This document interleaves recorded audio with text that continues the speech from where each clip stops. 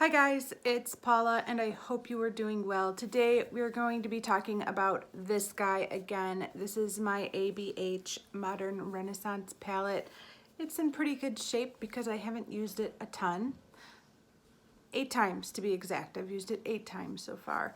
About 10 months ago, I posted a video called The Modern Renaissance Check-In #1 where I talked about the rumors that have been flying around about this palette going bad and people throwing out their palettes and having to buy new ones, and I was horrified because I'd only used it 7 times at that time, and I thought I need to pull mine out and see if it's gone bad.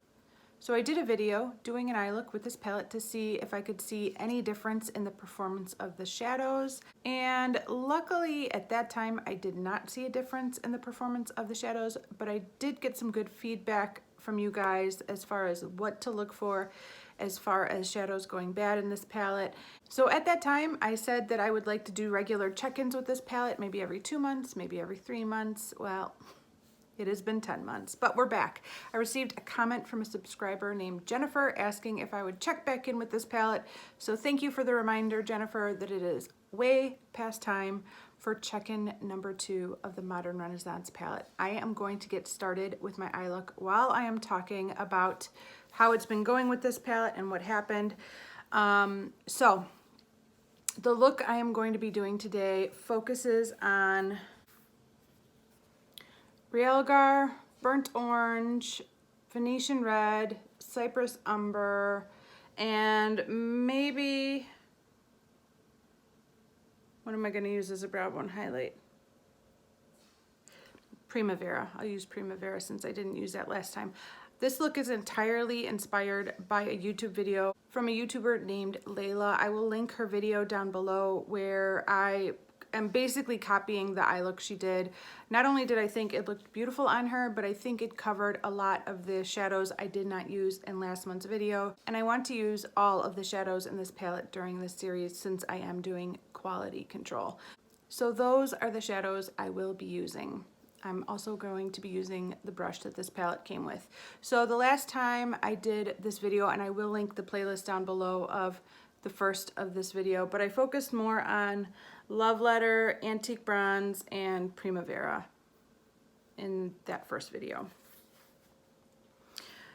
So I'm going in with Realgar first. And I'm gonna scoot in so that you guys can see my eyes really up close. I have already primed and set my eyeshadow primer with my Wet n Wild Brulee. Picking up plenty of product, no problem there. So in the feedback that I looked at from the comments, a lot of the comments were talking about the fact that it's not that the shadows have some perceptible difference in how they smell or how they apply. It has to do more with the wear time of the shadows and their blendability. So those are 2 things that I will definitely be looking out for. I think I even talked about the longevity of the shadows in the first video, but I never commented on it. I went back to my description box to see if I added a note saying the longevity was fine, the longevity was garbage, and of course I didn't do that. So I don't remember there being a problem with longevity of these shadows, but I didn't document it at the time. So my job at quality control is already suffering.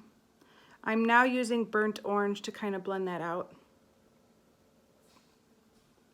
The other thing I talked about in that video, which was kind of weird, was cost per use, and how I used to love watching the show What Not to Wear with Stacey and Clinton, and how they always talked about cost per use with clothing, and I think that is an interesting topic that could apply to makeup as well. So with this being my 9th use of this palette, my cost per use is now $4.66. So we are under the $5 mark. My goal is to get to the point with this palette where we are at pennies. But right now we are at $4.66 as far as cost per use. I am going to go in with Venetian Red next. This palette is still like a February palette for me. And this is the first time I've pulled it out this month, but whenever I use this palette, I just think February. So I'm glad I'm doing this video now. Venetian Red has an unbelievable amount of kick up. I switched to the other side of this brush. So for the first two shades, I was using the fluffy brush, and then I went to this flat brush. And my goodness, I have got a load of powder sitting in the pan right there. Maybe I was just being a little too rough. I don't know. So far, I don't have anything bad to say about the way they're blending. I don't know what it is about this brush, but every time I hold this brush, I feel like my hands are too big. Like I have these giant hands and I'm trying to hold this itty bitty brush. I don't know why I feel that way. Getting some fallout. I better not try to wipe it away. I'll just wait and get it with the brush.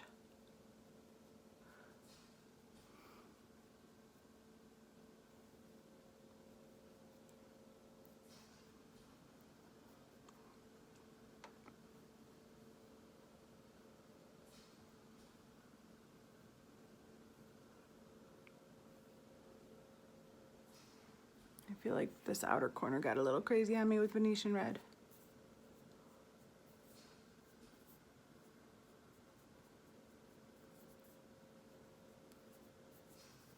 Oh, is that a hair directly? These hairs.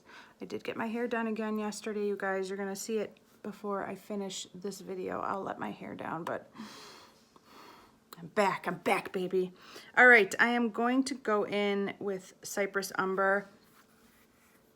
When I look at how the shadow looks, I can tell I dipped my brush in there before, right in that corner, and every other bit of that pan is completely untouched. So I must have just taken my brush and gone boop, and then done my eyes. Look at how much leftover powder I have from Venetian Red. Oh my goodness. Okay, I am going to go in with Cypress Umber. Wish me luck. And I think I'm gonna need another brush. We'll see.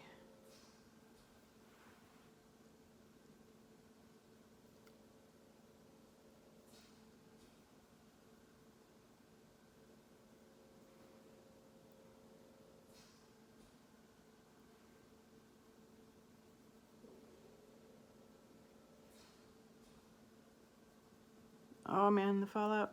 There's some serious fallout. This palette always has some serious fallout. I don't think that has anything to do with its age. It always did that. You can see right there, a lot of powder. So far, everything seems to be blending together. Okay, I don't have any concerns or complaints. All right, I'm gonna go back in with the pointy end and do my lower lash line using Venetian Red and Cypress Umber. There's a little fly flying around my palette. It's February, dude.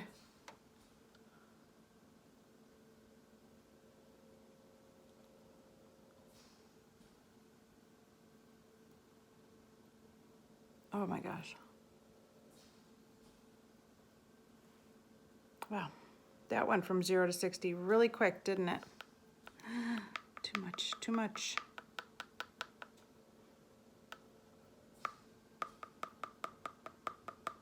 Tap it all off. Tapping, tapping. Okay, wish me luck.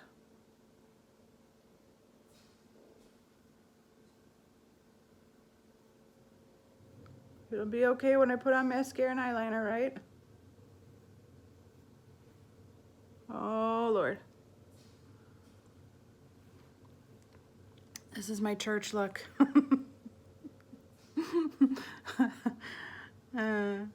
They've seen crazier. And a little bit of Cypress Umber.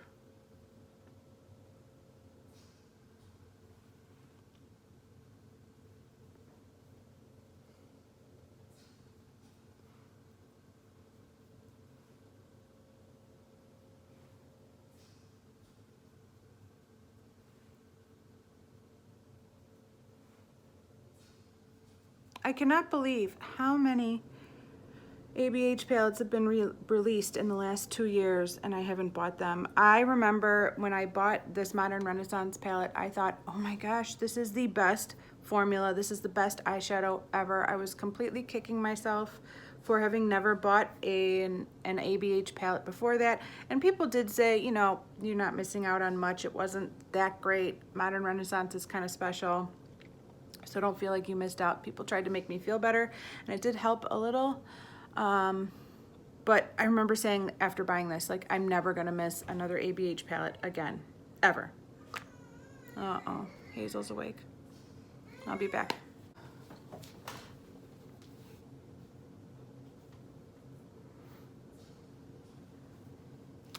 This is definitely a statement eye look. I'm not mad at it, but it is bright. While I was,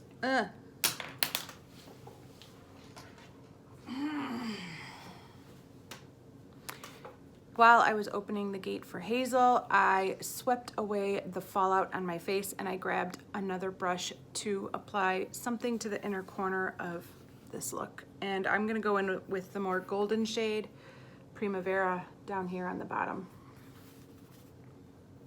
Yeah, so, oh my gosh, I've missed out on so many ABH palettes, most of which I could still get if I wanted to.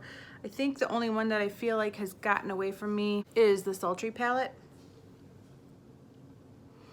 I've been seeing a lot of posts on Instagram of people, I follow a lot of people who are TJ Maxx shoppers, and they post pictures of what they see at TJ Maxx. Whether they buy those things or not, I'm not sure, but they post pictures of, like, at the TJ Maxx store of their finds. And I've been seeing a lot of ABH at the TJ Maxx stores, so. A lot of Too Faced too. Trying not to get tempted to go to TJ Maxx because there's one. You're silly.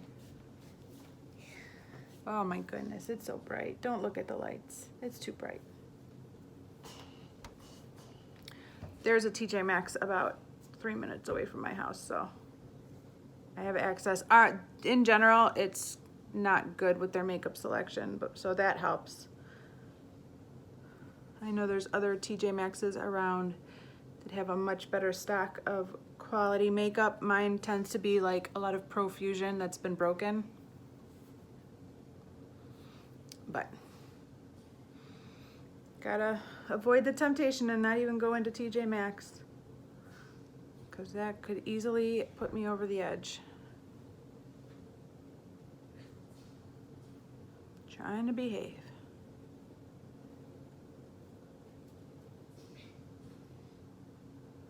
I'm actually going to be going to the local women's shelter on Monday this weekend. Not this weekend.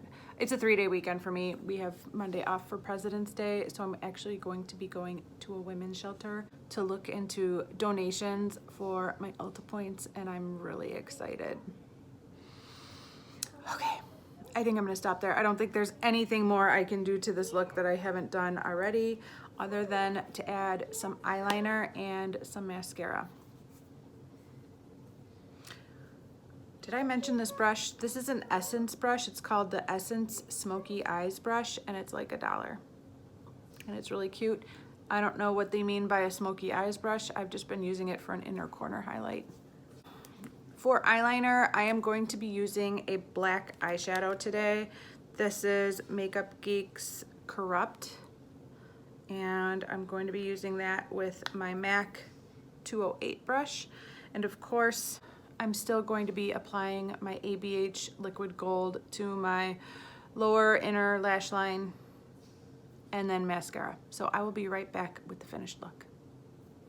All right, guys, I'm back. Here is the finished look. It's bold. I still love it. It is beautiful. I think it is perfect for Valentine's Day. I think it is perfect for February because Valentine's Day is over. I still love it. Here is my hair. Oh my gosh, isn't it fabulous? It has been 12 weeks since I've gotten my hair done. It was so overdue. I feel like me again. I say that every time I get my hair done, but finally, I feel like me. One thing I did not mention about this palette, bless you.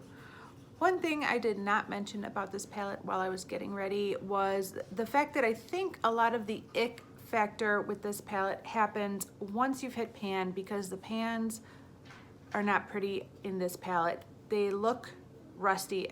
Whether they're corroded or rusty or just made of a cheaper metal than other pans, I don't know, but the pans on this palette do not look good. So I think a lot of people feel kind of grossed out about this palette once they can see the pan showing through, and it's like, people are like, I don't want to put rusty eyeshadow on my eyes.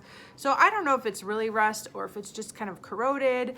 I don't know why ABH is using cheap pans in their eyeshadow palettes that do that, because I have pans that would never do that. So I don't know what it is that causes that, but I did want to mention that as well. Another good eye look from this palette for me though, I'm happy to say that I have no complaints about this palette. I will try to leave a comment about the longevity of this look this time, since I didn't do that last time, but they blended beautifully, they perform beautifully. They're pigmented, they're bold, they are powdery, but they've always been powdery.